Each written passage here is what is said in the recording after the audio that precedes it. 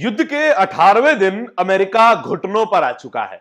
जिस ताकत पर अमेरिका दंभ भरता था, जिस ताकत पर दुनिया में दादागिरी करता था, वो ताकत अब उसका साथ छोड़ चुकी है। वो तमाम देश जो अमेरिका का दोस्त होने का दावा करते थे, वो दोस्त भी अब अमेरिका के साथ नहीं खड़े हैं और अमेरिका को दुनिया भर से भीख मांगनी पड़ रही है, मदद की भीख मांगनी पड़ रही है। एक ऐसा देश जो दुनिया में सबसे ताकतवर माना जाता है या फिर खुद को सबसे ताकतवर कहता है, वो देश अब दुनिया भर से मदद मांग रहा है। और 18 दिन में ही ईरान ने अमेरिका को पानी पिला दिया है और ईरान के जो विदेश मंत्री हैं वो अब मजे ले रहे हैं कि अमेरिका हमसे सरेंडर करने की बात कर रहा था, वही अमेरिका अब भीख मांगने पर मजबूर हो गया है। और अभी ईरान ने अपने हमले तेज कर दिए हैं। तमाम एयरबेसेस पर, तमाम उन जगहों पर जहां पर जासूस छुपे बैठे हैं, तमाम उन जगहों पर जहां पर भी साजिश रची जा रही है ईरान के खिलाफ, वहां पर पिन पॉइंट स्ट्राइक की जा रही है। सिलसिलेवार ढंग से आपको तमाम अपडेट्स बताऊंगा। 18वें दिन में युद्ध में क्या क्या हुआ, डोनाल्ड ट्रंप प्रेस कॉन्फ्रेंस करके क्यों रो रहे हैं।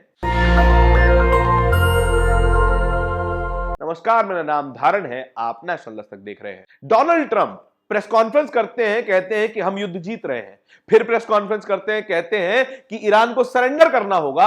अब फिर प्रेस कॉन्फ्रेंस की है, कह रहे हैं कि भैया हम हार रहे हैं, हमारी मदद करो। वो कह रहे हैं कि जिन देशों की रक्षा अमेरिका करता आया है, वो देश आज अमेरिका की मदद नहीं कर रहे हैं। कह रहे हैं कि जहां जहां हमने अपने सैनिक भेजे हुए हैं, वो लोग भी हमारी मदद करने को अब तैयार नहीं हैं। वो इसलिए क्योंकि अमेरिका के फैलाए हुए रायते में कोई भी देश पोछा मारने को राजी नहीं है। स्ट्रेट ऑफ हॉर्मुज की वजह से पूरी दुनिया परेशान इसलिए है क्योंकि ईरान ने कहा कि जिस टैंकर को हम चाहेंगे वही स्ट्रेट ऑफ हॉर्मुज से पास हो सकता है। रशिया के टैंकर आराम से जा रहे हैं, चाइना के टैंकर आराम से जा रहे हैं, कुछ जहाज भारत के भी आराम से गुजर पा रहे हैं, लेकिन दुनिया भर के तमाम उन देशों के टैंकर, सप्लाई शिप्स रोके हुए हैं पर्शियन गल्फ में ईरान ने, जो भी या तो अमेरिका के हैं या फिर अमेरिकी सहयोगियों के हैं। कादम्बिनी शर्मा ने ट्रंप का एक वीडियो शेयर किया और उन्होंने लिखा, ट्रंप चाहते हैं कि सहयोगी देश आकर स्ट्रेट ऑफ हॉर्मुज में मोर्चा संभाले। जापान, चीन, दक्षिण कोरिया, जिनका अधिकतर तेल मिडिल ईस्ट से आता है, कई देशों से नाराज हैं कि वे मदद नहीं कर रहे हैं। ये अमेरिका कह रहा है कि हमें मदद नहीं कर रहे।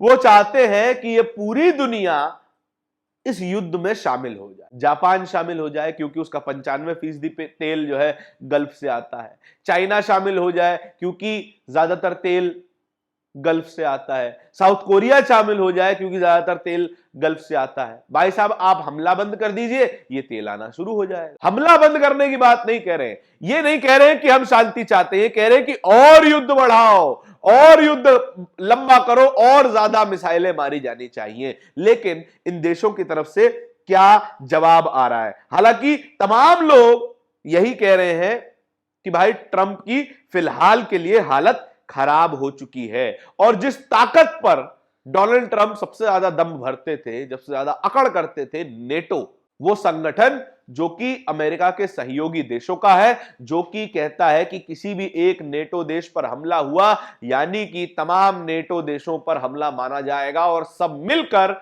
इस जंग में शामिल हो जाएंगे। वो नेटो देश भी क्या कह रहे हैं? The war in Iran has nothing to do with the NATO defence alliance, says German government spokesperson, adding that Germany would not take part in this war. हमसे कोई मतलब नहीं है, आप चाहे जो कीजिए, हम नहीं जानते कि युद्ध हमारा है, हम नहीं चाहते कि इस युद्ध में हम शामिल हो जाए। हम चाहे नेटो का हिस्सा है या नहीं है, यह युद्ध हमारा नहीं है। और यह बात अकेले जर्मनी ने नहीं कही है, यह बात स्पेन ने भी कही है, यह बात ग्रीस ने भी कही है, टर्की भी इस बात से कहीं ना कहीं इत्तेफाक रखता है। और अमेरिका फिलहाल के लिए अलग थलग पड़ा हुआ है, अकेला खड़ा है। अनमुक ने एक वीडियो शेयर किया है जिसमें यूएन की रिप्रेजेंटेटर कह रही हैं, European union has revolted against the Trump and Netanyahu on helping at Strait of Hormuz. This is not the war of Europe and we didn't started that. No one wants to actively go into this war. Spain कह रहे कि भैया European union हमारा इस पूरे युद्ध से कोई लेना देना नहीं है, हम इस युद्ध में शामिल नहीं होना चाहते और कोई भी यूरोपीय देश इस युद्ध में शामिल नहीं होना चाहता है। यूके ने भी कह दिया कि भाई हम डोनाल्ड ट्रंप के साथ नहीं है, वो युद्ध करे तो करे, हम इसमें कोई सहयोग नहीं देने वाले। अब इस पे ईरान के विदेश मंत्री अरागची ने क्या कहा? अरागची ने बड़ा बढ़िया जवाब दिया है, लगभग मजे लिए। मधुरेंद्र कुमार ने यह वीडियो शेयर करते हुए लिखा है, जो अमेरिका पहले हमसे बिना शर्त आत्मसमर्पण की मांग कर रहा था, वही दूसरे देशों से अपील कर रहा है कि स्ट्रेट ऑफ हॉर्मुज में आके हमारी मदद कीजिए। बड़ी अजब विडंबना है। पहले अमेरिका कहता है सरेंडर कर दो, पहले कहता है कि हम युद्ध जीत गए, फिर कह रहा है कि ईरान में कुछ नहीं बचा जिस पे हमला किया जा सके, अब कह रहा है कि हम फंसे हुए हैं, हमें निकालने में मदद करो, चाइना आओ, जापान आओ, साउथ कोरिया आओ, भैया हमारी मदद करो। लेकिन ऐसा कोई भी मदद फिलहाल के लिए सामने नहीं आ रही है। आधिकारिक बयान है, रॉयटर्स ने भी यही कहा है। Iran foreign minister Abbas Araghchi said the Strait of Hormuz is closed only to countries involved in the conflict while other can transit with Iran's permission। ये जो स्ट्रेट ऑफ हॉर्मुज है केवल और केवल अमेरिका और उसके सहयोगियों के लिए ही बंद है। अमेरिका के लिए बंद है, इजराइल के लिए बंद है, और जो भी देश अमेरिका का सहयोग इस पूरे कॉन्फ्लिक्ट में कर रहा है उसके लिए बंद है। बाकी जितने भी देश हैं वो ईरान की परमिशन से यहां से गुजर सकते हैं। भाई साहब, ईरान की परमिशन तो लेनी पड़ेगी, क्योंकि 12 नॉटिकल माइल तट से लेकर पूरा किसी एक देश का जो है एरिया आता है।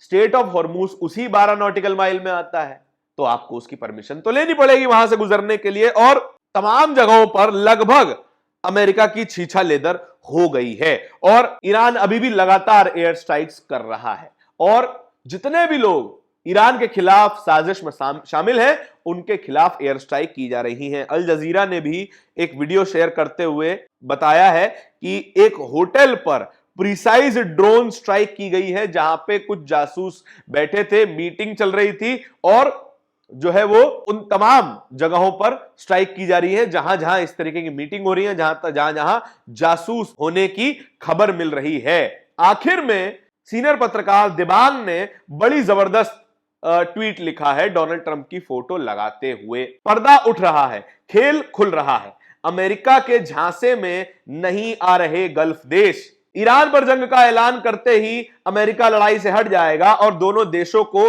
हथियार बेचने वाला सौदागर बन जाएगा। उनको हराने और खुद को बचाने की कोशिश में हमारा खजाना खाली हो जाएगा। ये बात तो है। अमेरिका का प्लान यही था कि मैं युद्ध शुरू कर दूंगा, फिर पीछे हट जाऊंगा, बाकी देश आपस में भिड़ जाएंगे।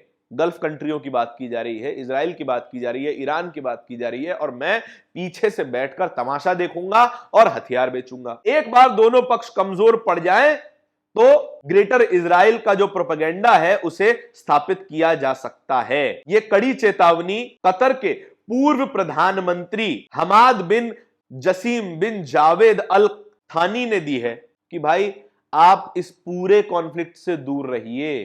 तमाम गल्फ देश जो कि अभी तक इस कॉन्फ्लिक्ट से दूर हैं, जबकि उनके इलाकों में मिसाइलें गिर रही हैं, जबकि अमेरिका के जितने भी बेस अलग अलग गल्फ कंट्रीज में हैं, उनके इलाकों में मिसाइलें गिर रही हैं, वो लोग इससे अलग बैठे हुए हैं, जो कि एक बहुत बढ़िया रणनीति भी है कि भाई युद्ध को अपनी दहलीज तक ना आने दें, जैसे तैसे युद्ध को टालते रहें, ताकि अमेरिका जैसा देश जो कि चाहता ही यही है कि भाई दुनिया में युद्ध हो, दुनिया में हथियारों की बिक्री बढ़े, हम भी उसमें अपना हिस्सा ले लें, और ऐसा होने नहीं दिया जा रहा है। जो अमेरिका चाह रहा था कि उसका ये प्लान एग्जीक्यूट हो जाएगा, तमाम देश उसकी मदद करने आ जाएंगे, हम युद्ध से निकल जाएंगे और गल्फ में आग लगी रहेगी, वो प्लान अब फेल होता हुआ नजर आ रहा है। कोई मदद नहीं कर रहा। तमाम सहयोगी देश अमेरिका को कंडेम कर रहे हैं। तमाम देश जो कि आंख बंद करके अमेरिका के पीछे पहले खड़े रहते थे, वो आज